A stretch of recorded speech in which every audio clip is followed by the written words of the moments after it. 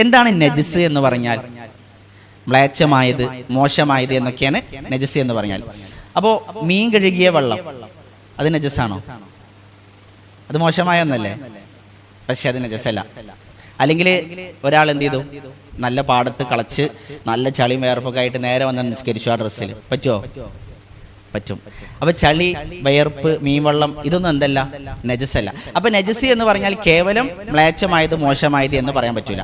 നജസിന് കൊടുക്കുന്ന നിർവചനം ഐനുൻ മുസ്തഖ്ദറത്തുൻ ശർഅൻ, മതം മോശമായി കാണുന്നത്. ശർഅ് മ്ലേച്ഛമായി അല്ലെങ്കിൽ മോശമായി കാണുന്ന വസ്തുക്കൾക്കാണ് നജസ് എന്ന് പറയുക. അപ്പൊ അത് ഏതൊക്കെയാണ്? അത് പ്രത്യേകം നമുക്ക് പഠിപ്പിച്ചു തന്നിട്ടുണ്ട്. അതിൽ ഒന്നാമത്തെ നജസുകളുടെ ഇനത്തിൽപ്പെട്ട ഒന്നാമത്തത് ബൗലുൻ വഗായിത്തുൻ, മലവും മൂത്രവും. ഇനി നമ്മൾ നമസ്കാരത്തിന്റെ രൂപത്തിലേക്ക് എത്തുമ്പോൾ നമ്മളവിടെ നമസ്കാരത്തിന്റെ ഷർത്തുകൾ പഠിക്കും. അപ്പോൾ നമ്മൾ പറയും ഇസാലത്തു നജാസ, നജസിൽ നിന്ന് നീക്കം ചെയ്യണം, നജസുകൾ നീക്കം ചെയ്യണം, നജസിൽ നിന്ന് ശുദ്ധിയാവണം എന്ന് നമ്മൾ പറയും. അപ്പോൾ അവിടെ നമ്മൾ എന്ത് ചെയ്യൂല? നജസുകൾ ഏതൊക്കെയെന്ന് വിശദീകരിക്കൂല. അത് നമ്മളിപ്പോൾ ഇവിടെ വിശദീകരിക്കുകയാണ്. ശരി, ഒന്നാമത്തത് ബൗലുൻ വഗായിത്തുൻ, മൂത്രവും മലവും. അപ്പം മലമൂത്രം അതെന്താണ്? ആ വിസർജ്യം നജസാണ്. ഒരുപാട് ഹദീസുകൾ ആ വിഷയത്തിൽ കാണാം. റസൂലുള്ളാഹി സ്വല്ലല്ലാഹു അലൈഹി വസല്ലം പള്ളിയിലേക്ക് ഒരു അറാബി വന്നു. അന്ന അറാബിയൻ ബാല ഫിൽ മസ്ജിദി, പള്ളിയിൽ മൂത്രമൊഴിച്ചു. അപ്പോൾ അവർ സംസ്കാരവും അറിവൊക്കെ കുറഞ്ഞവരാണ്, അറിയാതെ എന്ത് ചെയ്തു, അയാൾ പള്ളിയിലേക്ക് കയറി വന്ന് മൂത്രമൊഴിച്ചു. അപ്പോൾ ആളുകളെല്ലാം ഒച്ചവിളി ഉണ്ടാക്കാൻ തുടങ്ങി, എന്തായി കാട്ടുന്നതെന്നൊക്കെ ചോദിച്ചു. അപ്പോൾ റസൂലുള്ളാഹി സ്വല്ലല്ലാഹു അലൈഹി വസല്ലം പറഞ്ഞു ദഉഹു, നിങ്ങൾ അയാളെ വിട്ടേക്ക്, കാരണം അയാൾ അത് തുടങ്ങിയില്ലേ, അതിന് പൂർത്തിയാക്കിക്കൊള്ളട്ടെ. ഫഅഹ്രീഖു അലാ ബൗലിഹി ദനൂബൻ മിൻ മാഇൻ, അത് കഴിഞ്ഞതിന് ശേഷം റസൂൽ പറഞ്ഞു അതിൻ്റെ മുകളിലൂടെ ഒരു ബക്കറ്റ് വെള്ളം ഒഴിക്കാൻ പറഞ്ഞു. അപ്പോൾ അത് നജസായത് കൊണ്ടല്ലേ. മറ്റൊരു ഹദീസിൽ, അത് നമ്മൾ ശ്രദ്ധിക്കേണ്ട ഒരു ഹദീസ് കൂടിയാണ്. റസൂലുള്ളാഹി സ്വല്ലല്ലാഹു അലൈഹി വസല്ലം മറ റസൂലുള്ളാഹി സ്വല്ലല്ലാഹു അലൈഹി വസല്ലം ബിഹായിത്തിൻ മിൻ ഹീത്താനി മദീന ഔ മക്ക, റസൂൽ മദീനയിലെ അല്ലെങ്കിൽ മക്കയിലെ ഒരു തോട്ടത്തിലൂടെ, ഒരു മദിലിനരികിലൂടെ, തോട്ടത്തിനരികിലൂടെ റസൂൽ സ്വല്ലല്ലാഹു അലൈഹി വസല്ലം നടന്നു പോയപ്പോൾ ഫസമിഅ സൗത ഇൻസാനൈനി യുഅദ്ദബാനി ഫീ ഖുബൂരിഹിമ, രണ്ടാളുകൾ അവരുടെ ഖബറുകളിൽ ശിക്ഷിക്കപ്പെടുന്നത് റസൂൽ സ്വല്ലല്ലാഹു അലൈഹി വസല്ലം കേട്ടു. നമ്മൾ കേട്ട ഹദീസേകരം. അപ്പോൾ റസൂൽ സ്വഹാബത്തിനോട് പറഞ്ഞു യുഅദ്ദബാനി വമാ യുഅദ്ദബാനി ഫീ കബീർ, ഇവർ ശിക്ഷിക്കപ്പെട്ടുകൊണ്ടിരിക്കുകയാണ്. പക്ഷേ നിങ്ങൾ വിചാരിക്കണ പോലെ, നിങ്ങൾ കണക്കാക്കുന്ന വലിയ തെറ്റുകളൊന്നല്ല അവർ ചെയ്തിട്ടുള്ളത്. ഒന്നാമത്തെ ആള് വകാന അഹദുഹുമാ ലാ യസ്തതിറു മിൻ ബൗലിഹി, അവനെന്താണ്? തൻ്റെ മൂത്രത്തിൽ നിന്ന് മറ സ്വീകരിക്കുമായിരുന്നില്ല. അപ്പോൾ മൂത്രം ഒഴിക്കുമ്പോൾ അത് ദേഹത്തേക്ക് തെറിക്കാതിരിക്കാൻ അല്ലെങ്കിൽ ശുദ്ധിയാകുന്ന രൂപത്തിൽ അവൻ മറ സ്വീകരിച്ചിരുന്നില്ല. അപ്പോൾ നമ്മളും ബാത്റൂമിലൊക്കെ പോയിട്ട് എന്ത് ചെയ്യും, ചിലപ്പോൾ മൂത്രം ഒഴിക്കുമ്പോൾ അവിടെ ഇവിടെ ഒക്കെ തട്ടിത്തെറിക്കും. ആ രൂപത്തിലൊക്കെ ഉണ്ടെങ്കിൽ അതൊക്കെ നമ്മൾ ഗൗരവത്തിൽ ശ്രദ്ധിക്കേണ്ടതാണ്, കാരണം അത് ഖബർ ശിക്ഷയ്ക്ക് കാരണമാകുന്ന ഒന്നാണ്. അപ്പോൾ അവിടെ മൂത്രം നജസാണ്. ആ നജസ് വൃത്തിയാക്കാതെ അയാൾ അങ്ങനെ നടന്നതുകൊണ്ട് ഖബറിൽ ശിക്ഷിക്കപ്പെട്ടു. അപ്പോൾ നജസാണ്. മറ്റൊരു ഹദീസിൽ റസൂൽ സ്വല്ലല്ലാഹു അലൈഹി വസല്ലം മലത്തിനെ കുറിച്ച് പറയാണ്, ഇദാ വത്വഅ അഹദുകും ബിനഅലൈഹി അൽ അദാ, ചെരുപ്പ് കൊണ്ട് മലത്തിൽ മ്ലേച്ഛമായതിൽ ഒരാൾ ചവിട്ടിയാൽ ഫഇന്ന തുറാബ ലഹു തുഹൂർ, അതിനുള്ള ശുദ്ധീകരണം മണ്ണാണ്. അപ്പോൾ മണ്ണ് കൂടെ നടക്കുമ്പോൾ എന്ത് ചെയ്യും? അത് ശുദ്ധിയാകുന്നാണ് പറയുന്നത്. അപ്പോൾ മലം നജസാണ് എന്നതൊന്ന് മനസ്സിലാക്കാം. മലവും മൂത്രവും നജസാണ്. ഇനി ഇതിൽ ഇളവുള്ള ഒന്നുണ്ട്, മൂത്രത്തിൽ നജസിൽ ഇളവുള്ള ഒന്നുണ്ട്. അതെന്താണ്? കുട്ടികളുടെ മൂത്രമാണ്. എങ്ങനത്തെ കുട്ടികൾ? ഭക്ഷണം കഴിച്ചു തുടങ്ങിയിട്ടില്ലാത്ത കുട്ടികൾ. ഏത് കുട്ടി? ആൺകുട്ടി. ഭക്ഷണം കഴിച്ചു തുടങ്ങിയിട്ടില്ലാത്ത ആൺകുട്ടിയുടെ മൂത്രം നജസിലെ ഇളവുണ്ട്. ഉമ്മു ഖൈസ് ബിൻതു മെഹ്സൻ റളിയല്ലാഹു അൻഹ പറയാണ്, അന്നഹ അത്തത് ബിബ്നിൻ ലഹാ സ്വഗീരിൻ, അവരുടെ ചെറിയ കുട്ടിയുമായിട്ട് ലം യഅ്കുലി ത്വആം, ഭക്ഷണം കഴിച്ചു തുടങ്ങിയിട്ടില്ലാത്ത മുലപ്പാൽ മാത്രം കുടിക്കുന്ന കുട്ടിയുമായിട്ട് ഇലാ റസൂലില്ലാഹി സ്വല്ലല്ലാഹു അലൈഹി വസല്ലം, റസൂലിന്റെ അടുത്തേക്ക് വന്നു. ഫഅജ്ലസഹു റസൂലുള്ളാഹി സ്വല്ലല്ലാഹു അലൈഹി വസല്ലം ഫി ഹജ്രിഹി, റസൂൽ കുട്ടിനെ എടുത്തിട്ട് എന്ത് ചെയ്തു? മടിയിൽ വെച്ചു. ഫബാല അലാ സൗബിഹി, കുട്ടി മടിയിലൂടെ മൂത്രമൊഴിച്ചു. അപ്പോൾ റസൂലിന് വെള്ളം കൊണ്ടുവന്ന് കൊടുത്തു. ഫനലഹു വലം യഗ്സിൽഹു, റസൂൽ കഴുകിയില്ല. നലഹ എന്ന് പറഞ്ഞാൽ കുടയ. അപ്പോൾ റസൂൽ വെള്ളം എടുത്തിട്ട് ഇങ്ങനെ വെറുതെ കുടഞ്ഞതേയുള്ളൂ. അപ്പം ഇന്നെന്താ മനസ്സിലാവണം? ചെറിയ ആൺകുട്ടിയാണെങ്കിൽ, ഭക്ഷണം കഴിച്ച് തുടങ്ങിയിട്ടില്ലാത്തതാണെങ്കിൽ അവരുടെ മൂത്രം നമുക്ക് കഴുകി വൃത്തിയാക്കേണ്ട ആവശ്യമില്ല, വെള്ളമെടുത്ത് വെറുതെ കുടഞ്ഞാൽ മതിയാകുന്നതാണ്. കാരണം റസൂൽ സ്വല്ലല്ലാഹു അലൈഹി വസല്ലം മറ്റൊരു ഹദീസിൽ വ്യക്തമായിട്ട് പറഞ്ഞു, യുൻലഹു ബൗലുൽ ഗുലാം വയുഗ്സലു ബൗലുൽ ജാരിയ, പെൺകുട്ടിയുടെ മൂത്രത്തിൽ നിന്ന് കഴുകി വൃത്തിയാക്കണം. ആൺകുട്ടിയുടെ മൂത്രമാണെങ്കിൽ യുൻലഹു, അത് വെള്ളമെടുത്ത് കുടഞ്ഞാൽ മതി. അപ്പോൾ ചെറിയ നജസുള്ള അത് വെള്ളമെടുത്ത് കുടഞ്ഞാൽ അത് പോകുന്നതാണ് എന്ന രൂപത്തിൽ റസൂൽ സ്വല്ലല്ലാഹു അലൈഹി വസല്ലം അതിന് ഒരുപാട് ന്യായീകരണങ്ങൾ ഷർഹുകളൊക്കെ പണ്ഡിതന്മാർ പറഞ്ഞിട്ടുണ്ട്. നമ്മളിപ്പോൾ അവിടേക്ക് പോകണില്ല. ശരി, അപ്പോൾ ബൗലുൻ വഗായിത്തുൻ അത് രണ്ടും നജസാണ്. അത് കഴിഞ്ഞാൽ നമ്മൾ എന്ത് ചെയ്യണം? ശുദ്ധിയാക്കണം. രണ്ടാമത്തത് ബൗലുൻ വഗായിത്തുൻ ലിഗൈരി മഅ്കൂലിൽ ലഹം. ഇത് നമ്മൾക്ക് വിശദമായിട്ട് മനസ്സിലാക്കേണ്ട ഒരു ഭാഗമാണ്. മഅ്കൂലുൽ ലഹം എന്ന് പറഞ്ഞാൽ മാംസം തിന്നപ്പെടുന്ന ജീവികൾ, പശു, ആട്, പോത്ത്, നമ്മൾ മാംസം തിന്നുന്ന ജീവികൾക്കാണ് മഅ്കൂലുൽ ലഹം എന്ന് പറയാം. ഗൈറു മഅ്കൂലുൽ ലഹം എന്ന് പറഞ്ഞാൽ മാംസം തിന്നാത്തത്, പുലി, സിംഹം, കടുവ പോലത്തെ മാംസം നമ്മൾ തിന്നാൻ ഉപയോഗിക്കാത്ത ജീവികൾ. അങ്ങനെ മാംസം തിന്നാൻ ഉപയോഗിക്കാത്ത ജീവികളുടെ മലവും മൂത്രവും. അപ്പോൾ നമ്മൾ മാംസം തിന്നപ്പെടുന്ന ജീവികൾ, ആട്, പശു, പോത്ത്, ഒട്ടകം, അവയുടെയൊക്കെ മലവും മൂത്രവും നജസല്ല. എന്നാൽ മാംസം തിന്നപ്പെടാത്ത മഅ്കൂലുൽ ലഹം അല്ലാത്ത ജീവികൾ, അവയുടെ മലവും മൂത്രവും നജസാണ് താനും. അപ്പോൾ മഅ്കൂലുൽ ലഹമിന്റെ ഭക്ഷണം തിന്നപ്പെടുന്ന മാംസം തിന്നപ്പെടുന്ന ജീവികൾ, അതിൻ്റെ മലവും മൂത്രവും എന്തല്ല? നജസല്ല. എന്താണ് അതിൻ്റെ തെളിവ്? ഇൻഷാ അല്ലാഹ് തെളിവിലേക്ക് നമുക്ക് വരാം. അപ്പോൾ ഒന്നും നമുക്ക് അവിടെ വിശദീകരിക്കാം. അതിൻ്റെ മുമ്പേ നമുക്ക് ഒരു കാര്യം കിട്ടണം. അപ്പോൾ തിന്നപ്പെടുന്ന ജീവികൾ ഏതൊക്കെയാണ്, തിന്നാൻ പറ്റാത്തത് ഏതൊക്കെയാണ്, ഇതാ നമുക്ക് കിട്ടണം. എന്നിട്ട് അതിൻ്റെ മലവും മൂത്രം വിഷയത്തിലേക്ക് നമുക്ക് വരാം. ഗൈറു മഅ്കൂലിൽ ലഹം, മാംസം തിന്നപ്പെടാത്ത ജീവികൾ അതേതൊക്കെയാണ്? റസൂൽ സ്വല്ലല്ലാഹു അലൈഹി വസല്ലം പ്രത്യേകം അത് പറഞ്ഞു തന്നിട്ടുണ്ട്. അതിലെ ഒന്നാമത്തത് തേറ്റ കൊണ്ട് ഇരപിടിക്കുന്ന ജീവികളും ഭ്രംഷ്ടം കൊണ്ട് ഇരപിടിക്കുന്ന പക്ഷികളും. തേറ്റ മനസ്സിലായല്ലോ, നമ്മൾ സിംഹത്തിനൊക്കെ ഉണ്ടാവുന്ന പല്ലില്ലേ, അതാണ് തേറ്റ. കടുവക്കൊക്കെ ഇരപിടിക്കാണ്ടാവുന്ന രണ്ട് നമ്മൾ പ്രേതപ്പല്ല് എന്നൊക്കെ അതിന് പറയും, ആ പല്ലുകൾ തേറ്റ. അതുകൊണ്ട് വേട്ടയാടുന്ന ജീവികളും, അതേപോലെ പരുന്തിനൊക്കെ കണ്ടിട്ടില്ലേ ഒരു നഖം, അതിനാ ഭ്രംഷ്ടം എന്ന് പറയാം. ഈ ഭ്രംഷ്ടം കൊണ്ട് ഇരപിടിക്കുന്ന പക്ഷികളും, ഇത് രണ്ടും ഇതുള്ളതെല്ലാം എന്താണ്? മഅ്കൂലുൽ ലഹമല്ല, തിന്നാൻ പറ്റാത്ത ജീവികളാണ്. കാരണം റസൂൽ സ്വല്ലല്ലാഹു അലൈഹി വസല്ലം ഹദീസിൽ പറഞ്ഞു, നഹാ റസൂലുള്ളാഹി സ്വല്ലല്ലാഹു അലൈഹി വസല്ലം, റസൂൽ സ്വല്ലല്ലാഹു അലൈഹി വസല്ലം വിരോധിച്ചിട്ടുണ്ട്, അൻ അക്ലി കുല്ലി ദീനാബിൻ മിനത്ത്വയ്രി വ അൻ കുല്ലി ദീ മിഖ്ലബിൻ, അൻ അക്ലി കുല്ലി ദീനാബിൻ മിനസ്സിബാഇ വ അൻ കുല്ലി ദീ മിഖ്ലബിൻ മിനത്ത്വയ്രി. അഥവാ തേറ്റയുള്ള എല്ലാ ജീവികളെയും തിന്നുന്നത് റസൂൽ വിരോധിച്ചിട്ടുണ്ട്. അതേപോലെ തന്നെ ഭ്രംഷ്ടമുള്ള എല്ലാ പക്ഷികളെയും തിന്നുന്നത് റസൂൽ സ്വല്ലല്ലാഹു അലൈഹി വസല്ലം അതിൻ്റെ മാംസം റസൂൽ എന്തിട്ടുണ്ട്? വിരോധിച്ചിട്ടുണ്ട്. നെഹ എന്ന് പറഞ്ഞാൽ വിരോധിച്ചിട്ടുണ്ട്. അപ്പോൾ തിന്നാൻ പറ്റൂല. അപ്പോൾ അതിൽ പെടുന്ന, ഇപ്പോൾ തേറ്റല് പറഞ്ഞാൽ സിംഹം, കടുവ, പുലി, അതൊക്കെ അതിൽ പെടുന്ന, ചെന്നായ. അതേപോലെ ഭ്രംഷ്ടമുള്ള പക്ഷികൾ എന്ന് പറഞ്ഞാൽ പരുന്ത്, അതേപോലെ ഗരുഡൻ, മൂങ്ങ, ഇതൊക്കെ അതിൽ പെടുന്ന പക്ഷികളാണ്. കാക്ക ഭ്രംശം കൊണ്ട് ഇരപിടിക്കുന്ന ജീവിയാണോ? ആണെങ്കിൽ എന്താണ്? അത് ഗൈറു മഅ്കൂലുൽ ലഹ്മാണ്. ആണെങ്കിൽ അത് ഗൈറു മഅ്കൂലുൽ ലഹ്മാണ്. അപ്പോൾ ഇതൊക്കെയാണ് നമുക്ക് ഒന്നാമത്തെ കാറ്റഗറി, ഭ്രംഷ്ടം കൊണ്ട് ഇരപിടിക്കുന്ന പക്ഷികളും തേറ്റ കൊണ്ട് വേട്ടയാടുന്ന ജീവികളും. രണ്ടാമത്തെ ഒന്ന് നാട്ടുകഴുത. കാട്ടുകഴുതല്ല, നാട്ടിൽ നമ്മൾ കാണപ്പെടുന്ന നാട്ടുകഴുതുണ്ടല്ലോ, അതിലേക്ക് ചേർത്ത് ഹദീസിൽ റസൂൽ പറഞ്ഞു ജല്ലാല. ജല്ലാല എന്ന് പറഞ്ഞാൽ നജസ് തിന്ന് വളരുന്ന ജീവികൾ. നജസ് തിന്നിട്ടാണ് എന്ത് ചെയ്യുന്നത്? അത് വളരുന്നത്. അങ്ങനത്തെ ജീവികൾ തിന്നാൻ പാടില്ല. ഗൈറു മഅ്കൂലുൽ ലഹം. റസൂൽ സ്വല്ലല്ലാഹു അലൈഹി വസല്ലം ഹദീസിൽ നഹാ റസൂലുള്ളാഹി സ്വല്ലല്ലാഹു അലൈഹി വസല്ലം യൗമൽ ഖൈബർ യുദ്ധത്തിന്റെ ആ സമയത്ത് റസൂൽ സ്വല്ലല്ലാഹു അലൈഹി വസല്ലം വിരോധിച്ചു അൻ ലുഹൂമിൽ ഹുമുരിൽ അഹ്ലിയ, നാട്ടുകഴുതയുടെ മാംസവും വ അനിൽ ജല്ലാല, ജല്ലാലത്തിന്റെ മാംസവും റസൂൽ വിരോധിച്ചു. അൻ റുകൂബിഹ, അതിൻ്റെ മുകളിൽ യാത്ര ചെയ്യുന്നതും വിരോധിച്ചു. അൻ അക്ലി ലഹ്മിഹ, അതിൻ്റെ മാംസം തിന്നുന്നതും റസൂൽ സ്വല്ലല്ലാഹു അലൈഹി വസല്ലം വിരോധിച്ചു. എന്താണ് ജല്ലാല? നജസ് തിന്ന് വളരുന്നത്. അപ്പം നജസായ വസ്തുക്കൾ ഉണ്ടാവില്ലേ, മലം, മൂത്രം, ഇതൊക്കെ തിന്നിട്ട് ഒരു ജീവി വളരുകയാണെങ്കിൽ, അത് ആടാണെങ്കിലും പോത്താണെങ്കിലും കോഴിയാണെങ്കിലും അത് നമുക്ക് തിന്നൽ അനുവദനീയമല്ല. നബവി റഹ്മഹുല്ല ജല്ലാലെ വിശദീകരിക്കുമ്പോൾ പ്രത്യേകം പറയുന്നുണ്ട്, അത് പശുവായിക്കൊള്ളട്ടെ, ദജാജത്തായിക്കൊള്ളട്ടെ, കോഴിയായിക്കൊള്ളട്ടെ, ബഈർ ഒട്ടകമായിക്കൊള്ളട്ടെ, ഷാത്ത് ആടായിക്കൊള്ളട്ടെ, അത് ജല്ലാലയാണെങ്കിൽ, നജസ് മാത്രം തിന്നുങ്ങണ വളരുന്ന ജീവിയാണ് എങ്കിൽ അത് തിന്നൽ അനുവദനീയമല്ല, അതിൻ്റെ മാംസം തിന്നൽ അനുവദനീയമല്ല. അപ്പം നമ്മളിപ്പോൾ എന്തൊക്കെ പറഞ്ഞു? തേറ്റ കൊണ്ട് വേട്ടയാടുന്ന ജീവി, ഭ്രംശം കൊണ്ട് ഇരപിടിക്കുന്ന പക്ഷി, നാട്ടുകഴുത. അപ്പോൾ കാട്ടുകഴുത അത് തിന്നാൻ പറ്റുന്നതാണ്, നാട്ടുകഴുത. അതേപോലെ നാലാമത്തത് ജല്ലാല, നജസ് തിന്ന് വളരുന്ന ജീവികൾ. അതൊക്കെ നമുക്കിവിടെ വരുന്നുണ്ട്.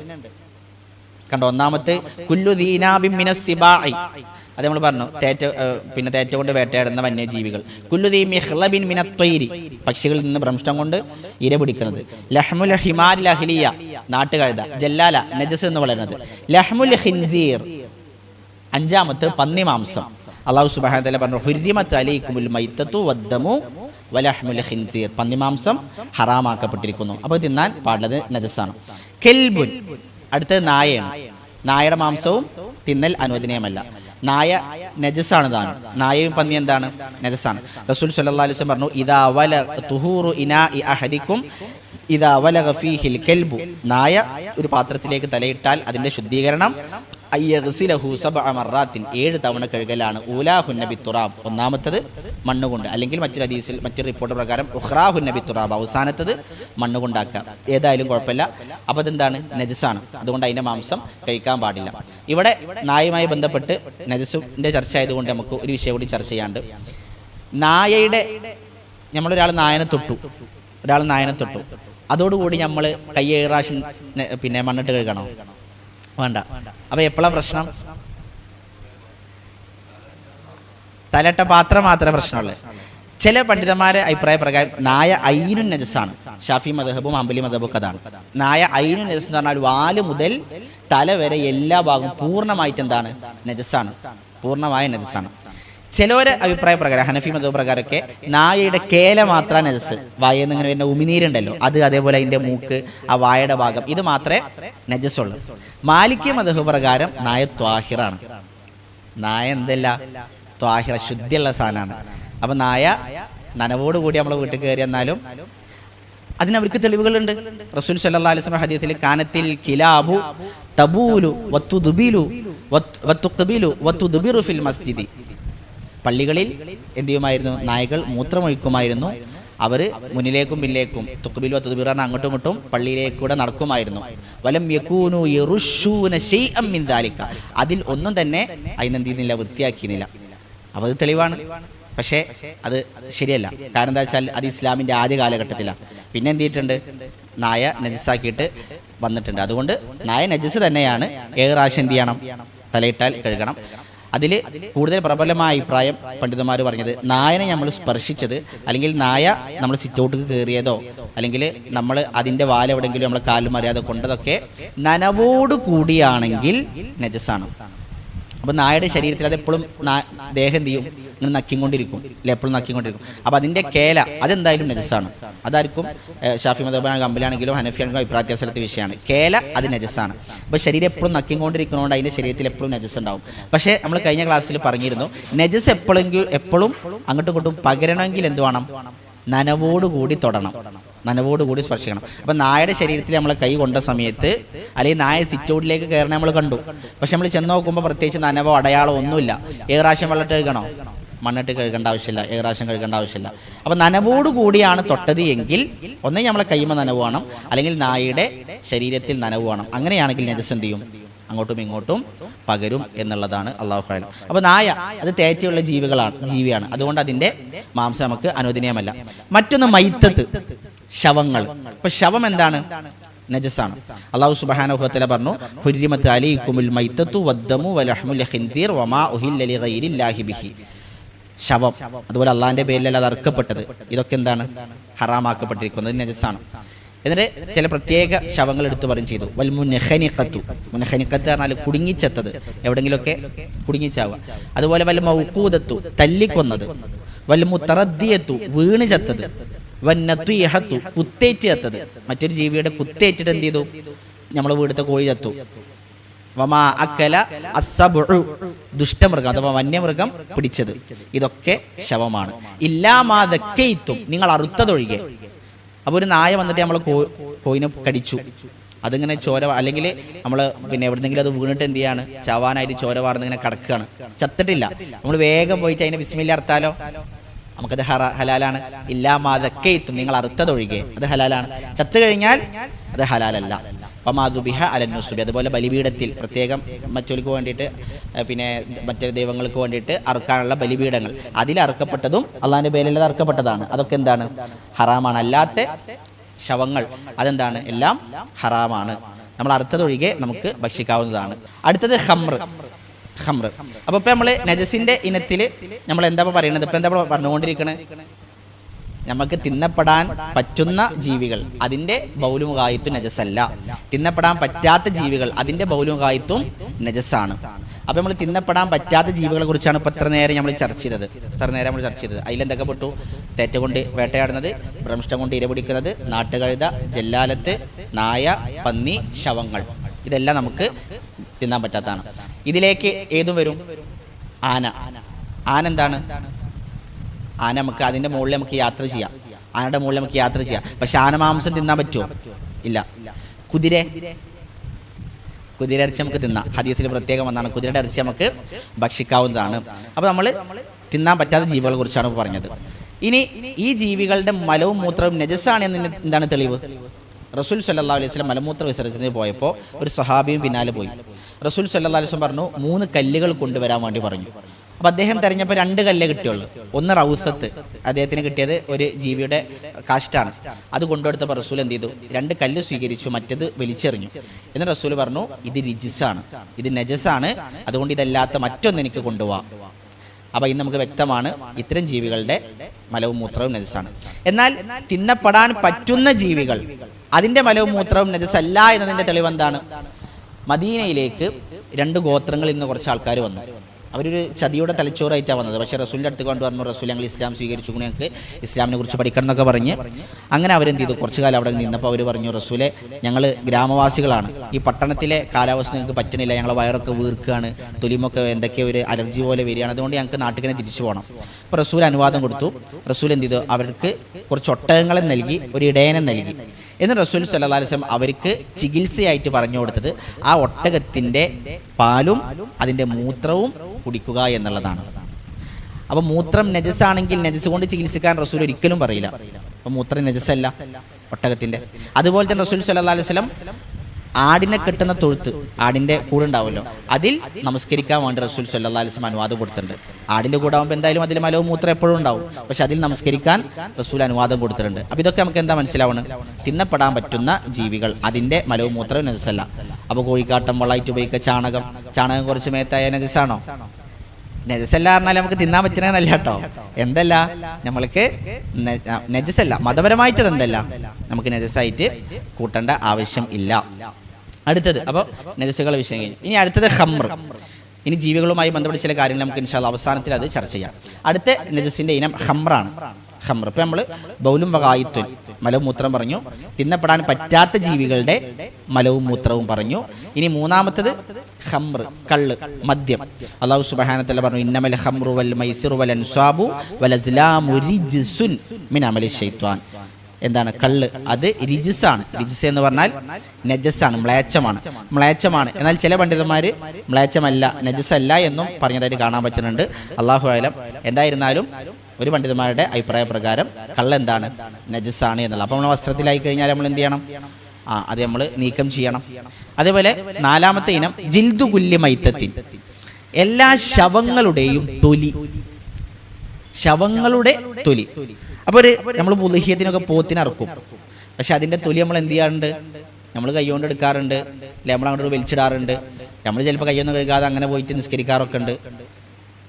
അപ്പോൾ അത് പറ്റുമോ?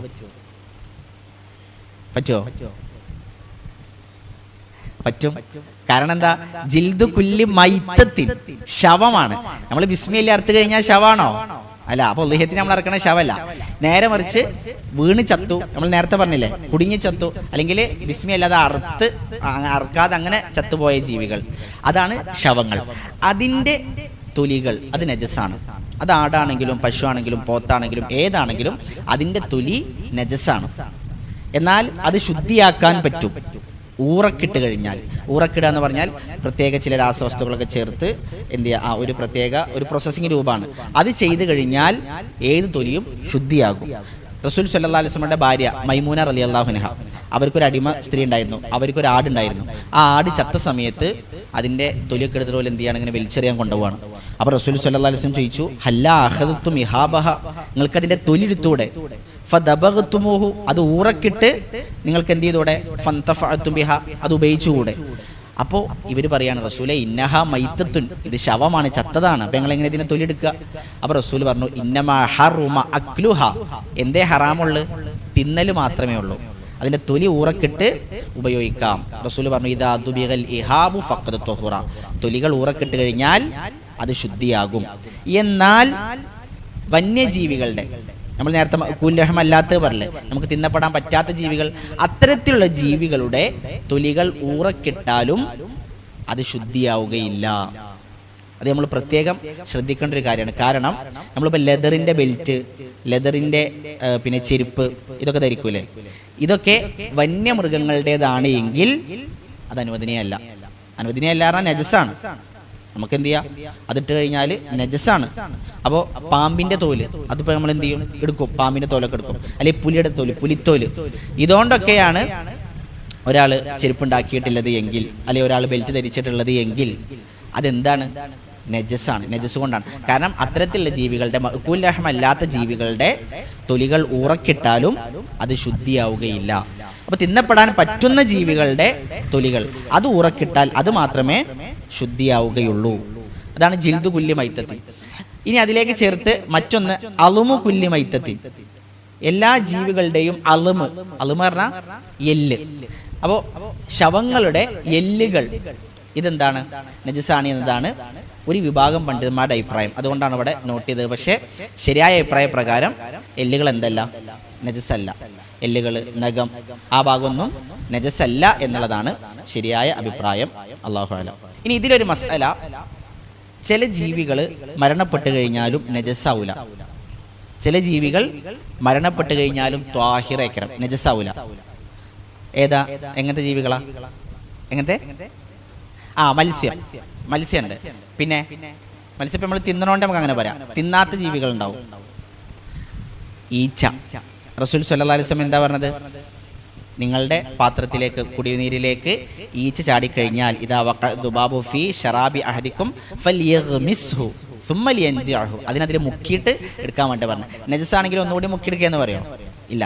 അപ്പോൾ ഇന്ന് നമുക്ക് മനസ്സിലാക്കാനുള്ളത്, മരിച്ചു കഴിഞ്ഞാൽ, കൊന്നു കഴിഞ്ഞാലും രക്തം വാർന്നു പോകാനില്ലാത്ത ജീവികൾ, നമ്മൾ അടിച്ചു കൊന്നാലും രക്തം ഒഴുകിപ്പോകാനില്ല, അങ്ങനത്തെ ജീവികൾ മരിച്ചു കഴിഞ്ഞാൽ നജസല്ല. അപ്പം അതിൽ പെട്ടതാണ് ഇപ്പോൾ ഈച്ച, തേനീച്ച, ഉറുമ്പ്, എട്ടുകാലി. ഇതൊന്നും നമ്മൾ കൊന്നു കഴിഞ്ഞാലും, എട്ടുകാലിനൊക്കെ ചൂലുകൊണ്ട് അടിച്ചു കൊന്നാലും ആകെ ചോരപ്പുഴാവോ? ഇല്ല, ഒരു തുള്ളി രക്തം പുറത്തേക്ക് വരില്ല. അപ്പം അത്തരത്തിലുള്ള ജീവികൾ ചത്തു കഴിഞ്ഞാലും അതെന്തല്ല, നജസല്ല. ഇനി അടുത്താണ് മദിയ്. മദിയ് നജസാണ്. എന്താ മദിയ് പറഞ്ഞാൽ? മദിയ് എന്ന് പറഞ്ഞാൽ വികാരത്തിന്റെ തുടക്കത്തിൽ പുറത്തേക്ക് വരുന്ന ദ്രാവകമാണ് മദിയ്. നമ്മൾ വിശദീകരിച്ചിരുന്നു, മദിയൊക്കെ വിശദീകരിച്ചിട്ടുണ്ട്, അപ്പം ഇനി പറയണില്ല. മദിയ് നജസാണ്. മദിയ് വന്നു കഴിഞ്ഞാൽ എന്ത് ചെയ്യണം? കഴുകി വൃത്തിയാക്കണം. അത് നജസാണ്. കുളിക്കണോ? കുളിക്കേണ്ട ആവശ്യമില്ല, കഴുകിയാൽ മതി. വദിയ് വന്നാൽ വദിയും നജസാണ്. വദി എന്ന് പറഞ്ഞാൽ മൂത്രം ഒഴിച്ചു കഴിഞ്ഞാൽ മൂത്രത്തിന്റെ അവസാനത്തിൽ ചില ആളുകൾക്ക് വരുന്നതാണ് വദി. വദി വന്നാലും അതെന്താണ്? നജസാണ്. കഴുകി വൃത്തിയാക്കണം. മൂത്രത്തിന്റെ അതേ വിധിയാണ്. അടുത്തത് മനീയ്. മനീയ് വികാരത്തിന്റെ അവസാനത്തിൽ പുറത്തേക്ക് തെറിക്കുന്ന ശുക്ലം, ഇന്ദ്രിയം, മനീയ്. മനീയ് വന്നാലും ചെറിയ അശുദ്ധി മാത്രമല്ല, അതെന്താ? വലിയ അശുദ്ധിയാണ്. പക്ഷേ നജസാണോ? മദിയും വദിയും നജസാണ്, കഴുകി വൃത്തിയാക്കണം. എന്നാൽ മനീയ് നജസാണോ? അല്ല, മനീയ് ത്വാഹിറാണ്. പക്ഷെ മനീയ് വന്നാൽ വലിയ അശുദ്ധിക്കാരനായി, കുളിക്കണം. പക്ഷെ എന്തല്ല? നജസല്ല. അപ്പോൾ മനീയ് നമ്മളെ ഇന്ദ്രിയം, ശുക്ലം, അതൊരു തുള്ളി നമ്മളെ ഡ്രസ്സിലുണ്ട്. അതുകൊണ്ട് ഒരാൾ നമസ്കരിച്ചു, നമസ്കാരം സ്വഹിയാണ്, അത് നജസല്ല. അടുത്ത് കൈ. കൈ എന്ന് പറഞ്ഞാൽ ഛർദി, ഛർദിച്ചത് നജസാണോ? നജസാണ് എന്താണ് ഒരു വിഭാഗം പണ്ഡിതന്മാരുടെ അഭിപ്രായം. പക്ഷേ ശരിയായ അഭിപ്രായം ഛർദിച്ചത് എന്തല്ല? നജസല്ല. ഛർദിച്ച നജസല്ല, ത്വാഹിറാണ്, ശുദ്ധിയുള്ളതാണെന്നുള്ളതാണ് അതിൽ പ്രബലമായ അഭിപ്രായം. അല്ലാഹു അഅലം. അടുത്ത സ്വദീദ്. സ്വദീദ് എന്ന് പറഞ്ഞാൽ നമ്മൾ സ്വദീദ്, കൈഹ, മാ ഉജുറും എന്നൊക്കെ പറയും. മാ ഉജുറുഹ് എന്നൊക്കെ പറഞ്ഞാൽ മുറിമുന്ന് വരുന്ന വെള്ളം.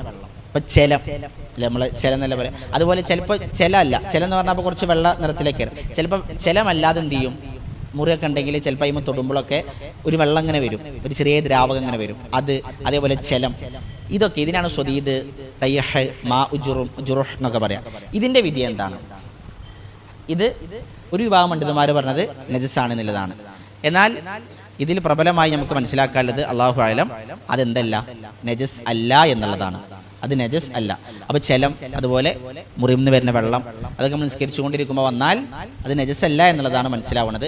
എന്നാൽ നജസാണ് എന്ന് പറഞ്ഞ പണ്ഡിതന്മാരുള്ളത് കൊണ്ട് നമുക്ക് സൂക്ഷ്മതയ്ക്ക് നല്ലത് എന്താണ്, അത് കഴുകി നമ്മൾ വൃത്തിയാക്കണം. എന്നാൽ കുറച്ച് വന്നാലോ അത് പ്രശ്നമല്ല.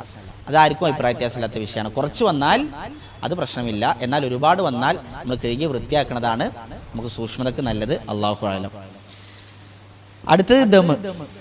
ദമാണ് നമുക്ക് കുറച്ച് മനസ്സിലാക്കാനുള്ളത്. ദമ് എന്ന് പറഞ്ഞാൽ രക്തം. രക്തം. രക്തത്തിൽ നജസാണ് എന്ന് ഉറപ്പുള്ള രക്തമുണ്ട്. ആർക്കും അഭിപ്രായ വ്യത്യാസമില്ലാത്ത നജസാണ് എന്ന് ഉറപ്പിച്ച് പറഞ്ഞ ചില ദമുകളുണ്ട്. അതിൽപ്പെട്ടതാണ് ദമു ഹൈൽ, ഹൈലിൻ്റെ രക്തം. ദമു നിഫാസ്, നിഫാസിൻ്റെ രക്തം. ദമു ഇസ്തിഹാല, ഇസ്തിഹാലത്തിൻ്റെ രക്തം. ഇനി ഇതല്ലാതെ വരുന്ന ചില ദമുകൾ, അത് നമുക്ക് 5ആയിട്ട് തരംതിരിക്കാം. അതിലൊന്നാമത്തത് ഒരു ജീവി. ആ ജീവി ജീവിച്ചിരിക്കുമ്പോഴും നജസാണ്, മരണപ്പെട്ടാലും നജസാണ്. ജീവികളുടെ കാറ്റഗറി പറയാണ് 4 അതിലൊന്ന് ജീവിച്ചിരിക്കുമ്പോഴും നജസാണ്, മരണപ്പെട്ടാലും നജസാണ്. അങ്ങനത്തെ ഒരു ജീവി ഏതാ? ജീവിച്ചിരിക്കുമ്പോഴും നജസാണ്, മരണപ്പെട്ടാലും നജസാണ്. പന്നി, നായ. അതിൻ്റെ രക്തം കുറച്ചാണെങ്കിലും തോനെയാണെങ്കിലും നജസ് തന്നെ, സംശയമില്ല. അത് വസ്ത്രത്തിലായാൽ നജസ് തന്നെ. രണ്ടാമത്തത് ജീവിച്ചിരിക്കുമ്പോൾ ത്വാഹിറാണ്, മരണപ്പെട്ടാൽ നജിസാണ്.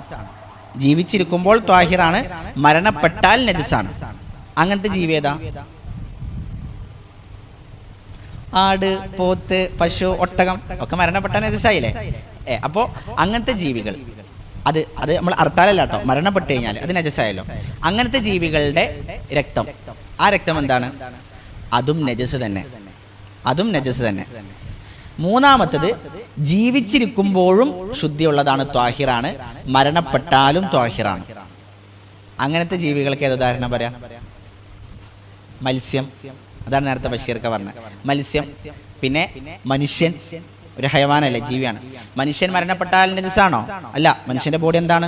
ത്വാഹിറാണ്, ശുദ്ധിയുള്ളതാണ്. മത്സ്യം, ഇപ്പം നമ്മൾ മത്സ്യത്തിന്റെ രക്തമൊക്കെ നമ്മൾ എന്തുണ്ടാവും, കുടിക്കുമ്പോൾ ഉണ്ടാവും, അത് നജസാണോ?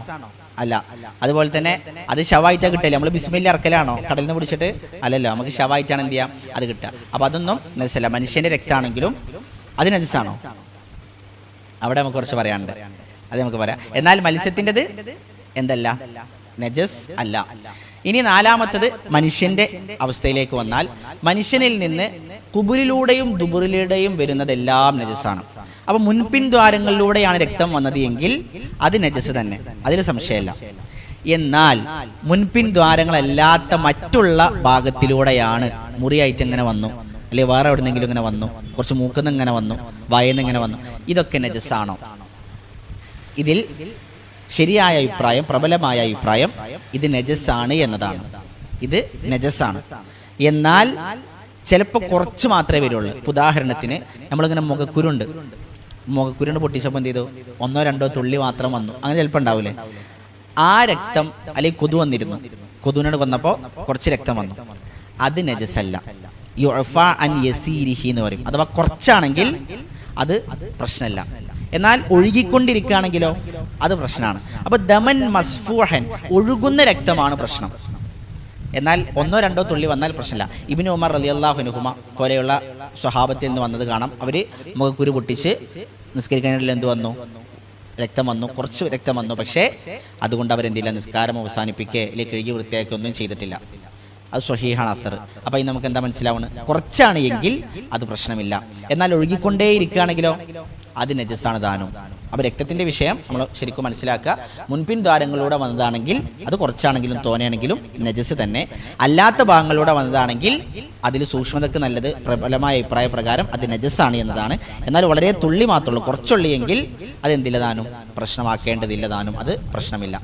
എന്നാൽ ഇതുപോലെ നമ്മൾ മനസ്സിലാക്കേണ്ട ഒരു കാര്യം, നമ്മൾ മൃഗത്തിനെ അറുത്തു, നമ്മൾ നേരത്തെ പറയാം ജീവിച്ചിരിക്കുമ്പോൾ ത്വാഹിറാണ്, മരണപ്പെട്ടാൽ നജിസാണ്. അങ്ങനത്തെ ജീവികൾ അവരുടെ രക്തം എന്താ പറഞ്ഞു, നജസാണ്. അപ്പം നമ്മൾ പോത്തിനെ കറക്കുന്ന സമയത്ത് രക്തം തെറിക്കും, അത് നമ്മളെ വസ്ത്രത്തിലായാൽ എന്താണ്, അത് നജസാണ്.